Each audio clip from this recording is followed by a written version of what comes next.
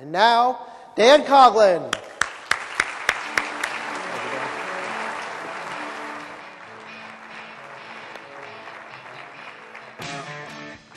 3 years ago, I had a meeting in Libertyville, Illinois, which is about 45 miles northwest of Chicago. The meeting started at 8 a.m.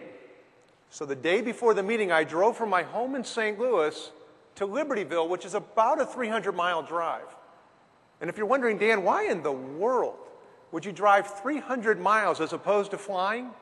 I just have two words: O'Hare Airport. So about 150 miles into my trip, as I was driving, a really, really important business question popped into my mind. I did pack my jacket and my shirt for the meeting tomorrow, didn't I? I looked to my right, no jacket, no shirt. I looked to my left, no jacket, no shirt. I had managed to leave my jacket and my shirt in my closet at home in St. Louis. So I drove for about 5 more miles, and I thought to myself, you know, it's too late in the day for me to drive all the way back to St. Louis and to make it to Libertyville at a decent hour. And the meeting starts too early in the morning for me to get to a department store in the morning to be able to buy new clothes. So then I drove for about 5 more miles, and I landed on the only logical solution I could think of. I called Nordstrom's. The Nordstrom's on Michigan Avenue in downtown Chicago. Now, I had never been to the Nordstrom's on Michigan Avenue before that night, but I called them up and I said, hello, my name is Dan Coughlin, and I left my jacket and my shirt in my closet at home. Is there any possibility that you could have a jacket and a shirt ready and have it pressed for me to wear to a meeting tomorrow morning? And the man said, I don't think this is going to be any problem at all. What size do you wear? And I told him. He said, this won't be any problem at all. What time are you going to get here? I said, I think it's going to be about 9:30. He said, now we have a problem. He said, our store closes at 9 o'clock. But he said, I tell you what, we'll keep our store open for you. When you get here, just come on upstairs, and we'll be all ready for you. I said, really? He said, yeah, it's okay. I called 2 more times for directions. I pulled into the parking lot at 9:25. I ran upstairs. I went up to the woman behind the counter. I said, ma'am, my name is Dan Coughlin, and I called about a jacket and a shirt a few hours ago. And this man, about 4 rows older, was folding some clothes. And he yelled out, hey, Dan, we're all ready for you. He said, here's a cold bottle of water. We didn't think you'd have a chance to get anything to drink. He said, come here. He said, here's your jacket, here's your shirt. What do you think? I said, they look great. He said, let's try them on. Let's make sure they fit. They fit perfectly. He said, now, I did pull out these other 2 shirts that go with that jacket. What do you think? I said, I'll take them. Now, why did I spend $1,000 that night? And why did I think of Nordstrom's? 3 years before that night, I was at the Nordstrom's in St. Louis by where I live, and I had my 3-year-old son, Ben, with me.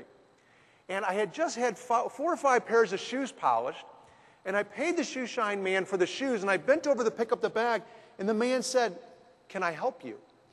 I thought what he was going to do was he was going to put the bag of shoes under my arm so I could hold onto Ben's hand and we could walk out to the car together.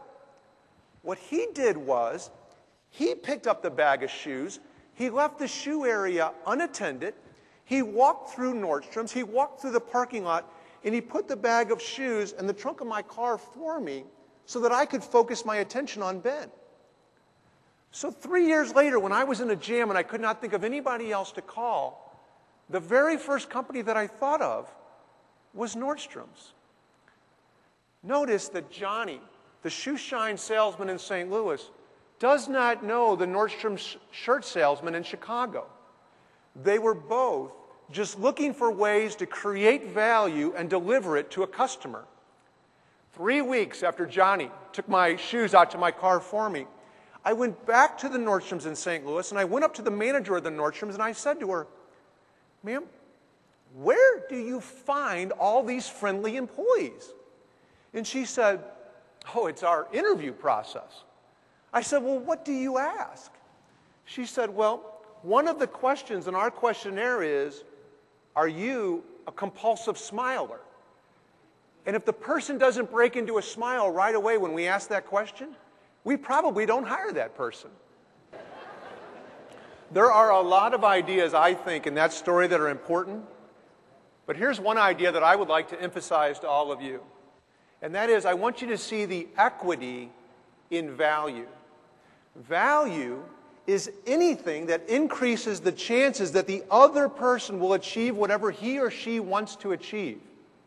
When you create value and you deliver it to other people, the very first person that they're going to think of when they're looking for leadership or guidance or influence is you and your business. See the equity in value.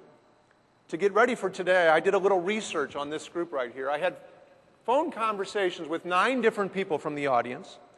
I went on site for 3 hours to some of the companies that are represented here today to understand your businesses better, your organizations better. I received 38 email responses to 5 open-ended questions that I sent out. These were not yes or no emails. These were lengthy replies, in-depth thought provided on these emails, 38 emails. I interviewed my neighbors who have been relocated 7 times in the last 20 years. I read blogs and emails from different people who have been relocated. And from all of this research on this group right here, I have come to one basic conclusion. And the conclusion that I have come to is, you are not in the relocate business. You are in the reignite business.